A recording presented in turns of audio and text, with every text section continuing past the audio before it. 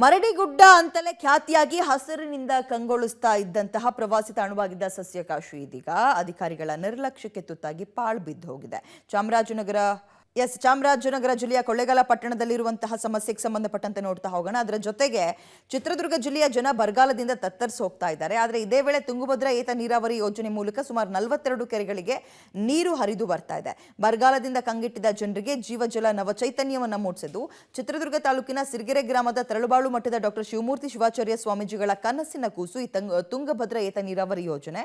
ಪ್ರತಿ ಸರ್ಕಾರಗಳ ಮೇಲೆ ಒತ್ತಡ ಹೇರಿ ಯೋಜನೆ ಸಾಕಾರಗೊಳಿಸುವಲ್ಲಿ ಶ್ರೀಗಳು ಇದೀಗ ಸಫಲರಾಗಿದ್ದಾರೆ. ಕಳೆದ ವರ್ಷವೇ ಭರಮಸಾಗರ ಗ್ರಾಮದ ಕೆರೆಗೆ ಪೈಪ್ಲೈನ್ ಮೂಲಕ ನೀರು ಹರಿದಿತ್ತು. ಭರಮಸಾಗರದಿಂದ ಇತರ ಕೆರೆಗಳಿಗೂ ಸಹ ನೀರು ಹರಿದಿದ್ದು ರೈತರು ಜನಜಾನುವಾರುಗಳು ಬರಗಾಲದಲ್ಲಿ ಜೀವ ಹಿಂಡುವಂತಾಗ್ಬಿಟ್ಟಿತ್ತು. ಈ ವರ್ಷವೂ ಕೂಡ ಬರದ ಛಾಯೆ ಮೂಡಿದ್ದು ರೈತ ಆಕಾಶದತ್ತ ಪಾಪ ಮುಖ ಮಾಡ್ತಾ ಇದ್ದಾನೆ. ಇದೇ ಸಂದರ್ಭದಲ್ಲಿ ತುಂಗಭದ್ರಾ ಏತ ನೀರಾವರಿ ಮೂಲಕ ಭರಮಸಾಗರ, ಕಾತ್ರಾಳ್, ಚಿಕ್ಕ ಕಬ್ಬಿಗೆರೆ, ಮುದ್ದಾಪುರ ಸೇರಿದಂತೆ 42 ಕೆರೆಗಳಿಗೆ ನೀರು ಹರಿತಾ ಇದೆ. ಹೀಗಾಗಿ ರೈತಾಪಿ ವರ್ಗದಲ್ಲಿ ಸಂತಸ ಮನೆ ಮಾಡಿದೆ.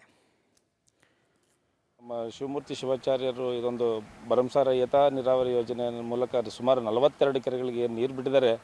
ಇವತ್ತು ಇದರಷ್ಟು ಸಂತೋಷದ ವಿಷಯ ಬೇರೊಂದಿಲ್ಲ. ಯಾಕೆಂದರೆ ಈ ಮುದ್ದಾಪುರ ಕೆರೆಯಲ್ಲಿ ಸಂಬಂಧಪಟ್ಟಂಗೆ ಸುಮಾರು 5-6 ಹಳ್ಳಿಯ ಬೋರ್ಗಳು ಕೂಡ ಇದೇ ಕೆರೆಯಲ್ಲಿದೆ. ಈ ನೀರು ಏನಾಗುತ್ತೆ, ನಾವು ಈಗಾಗಲೇ ಸುಮಾರು 4-5 ತಿಂಗಳಿಂದನೂ ಕೂಡ ಪೈಪ್ ಇಳಿಸುವಂಥದ್ದು, ನೀರು ಇಲ್ಲದೆ ಇರೋಂಥ ಸಮಸ್ಯೆಗಳನ್ನು ಭಾಳ ಎದುರಿಸ್ತಾ ಇದ್ದೀವಿ. ಈಗ ಆಲ್ರೆಡಿ ಸಿದ್ಧವನದುರ್ಗದಲ್ಲಿ ಇವತ್ತು ಕೂಡ ಟ್ಯಾಂಕರ್ ಹೊಡಿತಾ ಇದ್ವಿ.